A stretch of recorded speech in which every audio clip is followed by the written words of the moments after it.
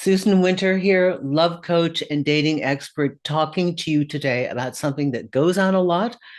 I'm getting a lot of messages about this, and I'm seeing a lot about it. It is when we fall for somebody, hook, line, and sinker. Oh, but wait, we've never dated them. We can become completely obsessed with a person that we are not in a relationship with. What's going on? Why does it happen? And if you're in the midst of one of these loops, what can you do about it? Firstly, this is a construct in your mind.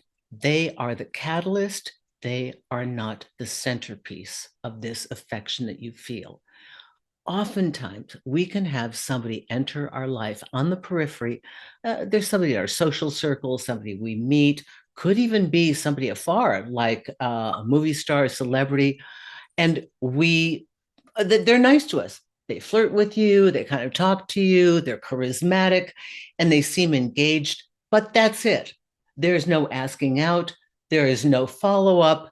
Maybe they even have a partner, but you get excited and that little click happens, and you start trotting down the road of, oh, wouldn't it be nice if?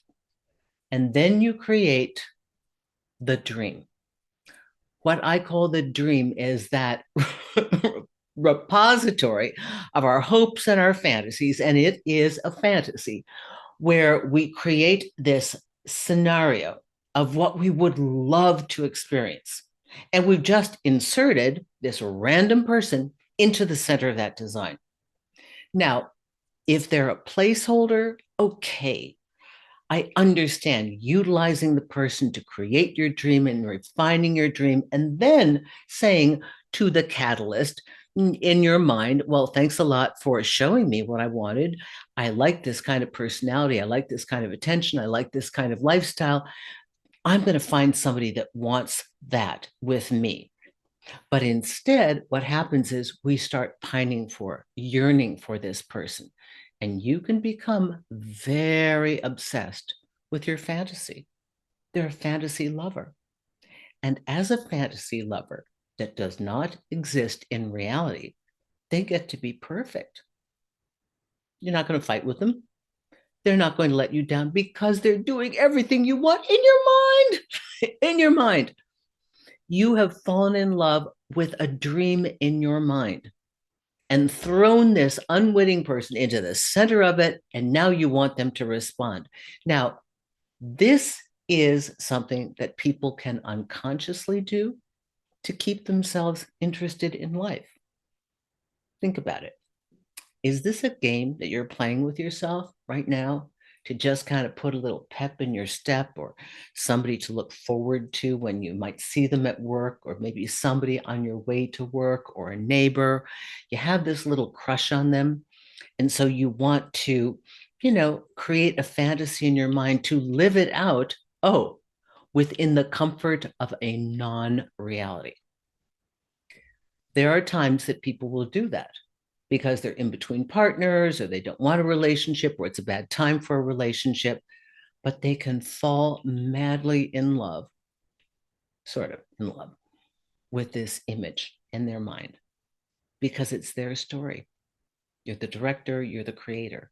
If you are currently obsessed, pining over somebody you have never dated, you've got to get a reality check. Do you want to have feelings for an imaginary person, or a person that is not even within the realm of being a realistic prospective partner? You get to experience all the joys of love and imagining, and you also get to experience some of the sadness of not having it happen. But this is not ever going to get you the love that you want. So it's a manufactured story. When you understand that, and you understand that you're just doing it to yourself, either to keep yourself busy or because it's safe and you don't want to get into the real world and try with people, whatever it is, you're living in an imaginary situation. If it helps you to cope, if it keeps you happy for a short period of time while you're regrouping or getting over a heartache or something, then it could be productive and useful for a period of time. But if you are stuck in the wanting of somebody that you have imagined will be this person for you, then please don't waste your time, because you could be experiencing somebody in real life. So break it down. If you're under the spell, are you currently dating them?